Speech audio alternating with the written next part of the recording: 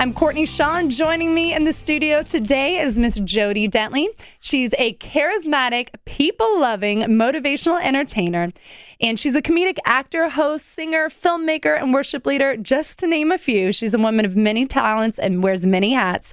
But she spent 7 years as a full-time youth pastor and has traveled the ministry with Martha Munizzi, LaRue Howard, and Madeline Berry. In this season, she has been pursuing encouraging people through comedy. She believes there is joy in every situation, and laughter truly doeth good like a medicine. Well, welcome, Jody, to the Authentic Living Show. Thank you. Thank you so much for having me. I'm so great excited. to have you. I feel like we're just girlfriends sitting around the table talking shop, as we always do. So whether it's in the gym, to see everyone that's out there right now. I can just see them. Yes. Well, we're excited to have you, girl, and I'm excited about what God's been doing in your life and your journey. So for the month of September, we're talking about setting a strong family foundation. And as you and I know, families can come in different shapes, sizes, backgrounds. Some are blended, some are broken, some are mended, repaired. There's single family homes, there's foster homes. And so, a lot of times in life, we have a certain vision for ourselves and what we dreamed. But then life happens to us, right? And God kind of takes us down some different paths. So I brought you on today to talk about your journey, because I truly, it's been a privilege to see you find your authentic voice again. Oh, thank you. I want you to talk about one chapter, a pretty significant one in your life closing, and where you are now as a single mom. Well, so of course I'm divorced. Right. And I'm 2 years divorced. And it's been a journey for sure. Having to learn what it is to be on my own at this age, at 38, and to take care of a 9-year-old, a growing, hungry boy. That's always, right, a boy, a little always man. eating everything I got in the refrigerator. I can't. It's definitely different, making the decision to be on my own and still be strong for yourself and for your son, so it's definitely been a journey. And it is, and it's a never-ending journey. And so I want to talk to you a little bit, too, because you were married to someone in the public eye and in ministry, and you all did ministry together. And we know that sometimes ministry can be messy, and it's not for the faint at heart. On the stage, things can look beautiful and polished and perfected and uplifting, especially when you're called to pour into others. But when you're having a private battle, how do you walk that out in the public eye with grace, with dignity, but also with authenticity as well? I'll tell you, I'm a private person. I'm very sociable. I'm very extrovert. But when it comes to things about me, I'm very, very private. So to have dealt with this big thing in my life so publicly, and for everyone to know, and for me to have been kind of ridiculed by at the time, my husband, just things that were put out about what was going on with us was difficult. It's almost like walking into where I go to the River of Life Christian Center, and we mutually attended there, and I've been there for 10 years. So I think, going somewhere and experiencing that with that person, I remember walking in several times, and you can feel. Oh, yeah.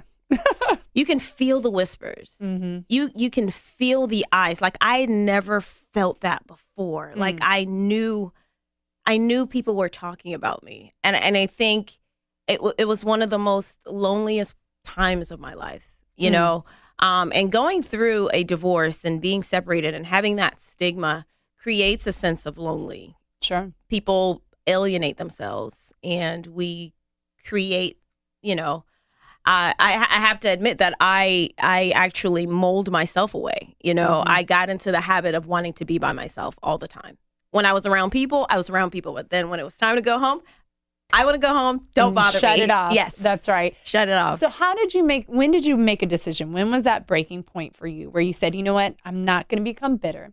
I'm going to become better. I'm not going to become hard-hearted. I'm going to continue to open my heart up to relationship, into life and community. When did that pivot point happen for you? Well, I can't tell you when, but I will tell you this. God has been my strength, and there's no defining point in how you walk through this, you know, because when you go through a divorce, you feel the death of it. You know, regardless of how you feel about the other person, you physically feel the spiritual dying of it. But I will tell you, you know, my praise has been loud every time I'm weak. And yeah, that sounds very cliche, but let me tell you something. The times when I just didn't have anything to say, where I felt weak, where I felt like I couldn't do it anymore. You know, my praise, God has been my refuge. He's been my strength. You know, in the midst of my divorce, you know, I lost my job twice. I was knocked out. There were times, it was a burning sensation in my stomach, Courtney. Like, how am I going to get the strength? I remember calling my dad and was like, I'm moving to Alabama. I'm just going to start over. I can't do this anymore. And like, immediately when I said, Daddy, I can't do this anymore, he goes, well, what do you mean? He thought I was talking about my life. But you know, you feel like you want to give up. That's right. And you can't. But God has been my refuge. I mean, He was my refuge. Is my refuge, you know, and that's the only answer that I can give you. Your praise in the midst of those hard times is what gives you and makes you feel God's strength. It's not my strength. It's not because, I strengthened myself and now I'm stronger because of what I did. No. God is still holding me like right now. And I love how you made a decision to truly cling to God, because it's so easy to turn our back on God, especially when we've suffered such a great loss and even compounding loss after losing your jobs during that time too. But you also had this little man that God entrusted you with, your handsome son. And God has done something really cool with you in this season, and not only stirred up your praise, because that's something as a praise and worship leader and somebody that's been a singer, that's always been a tool to defeat the works of the enemy. Right. But he also stirred up this gift of comedy and laughter. And I'll never forget when you started posting these hilarious little like mini skits, little vignettes on social media of just real mom moments. And obviously as a single mom, you know, it's like you have to capture this stuff because you're like, he did not just say that, or we did not just have this encounter. So it's been a cool way for you to document it, but it's really become such a unique healing ministry for you. So I want you to talk a little bit about just how comedy has been a tool for you to really grow through and go through this season. Well, you know, I have to say, you know, when you're going through anything in life, there are certain things that come to your heart and your mind, and you just have to step into it and try it and go with it. And there was a day when I was like, you know what? I have these ideas. This is what I want to do. It was just a decision that I wanted to do. And so I stepped out and I just started doing them. And it's amazing how in this journey of mine, God is showing me. Like I never knew that I had so much. You know, and he's revealing himself to me and showing me the strength that he's given me as a woman. And I'm so much more stronger now. But even in the comedy that I do, I love it. I found something that I enjoy doing. My son, on the other hand, he's tired of me. He goes, Mom, are you recording me? Fine. You know, he'll go along with my antics. However, a lot of what I do is what he's done. Like, I can't make that stuff up. No, I do have him repeat it so I can record it at times, but I can't make that stuff up, you know. And I love this avenue. It's just a way for me to just vent out of my soul, I think, you know. And people were at first like, what is she doing? Why is she? Because people didn't know me to be that way. And so it kind of threw them off when I started. It's another side of Jody. Yeah. It's like a diamond. You just turn it and there's another facet. Right. And, you know, people say, well, I didn't know that you were the funny one. I was like, well, really, it was me all along. You're a trip. But, you know, I will say that I'm grateful for you and Jeff.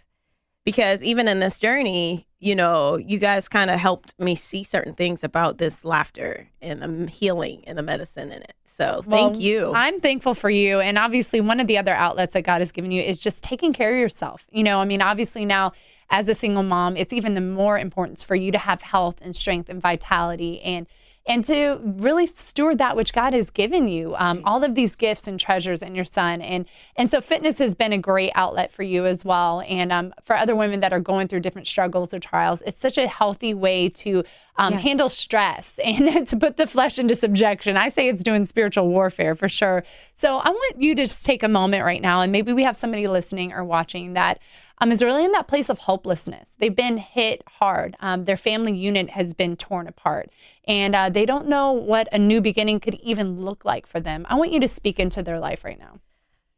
I want to say, no matter how you feel, don't give up. Don't let go. It seems hopeless. It seems hard. It seems like I don't know what my tomorrow is going to bring, but don't give up.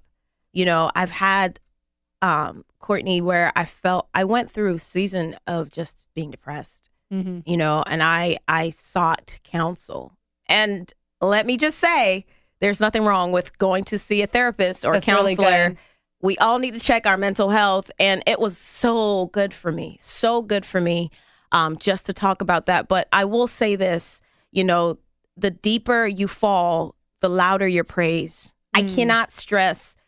It's almost as if when you don't know what to say, just spit out a praise to our maker, our creator.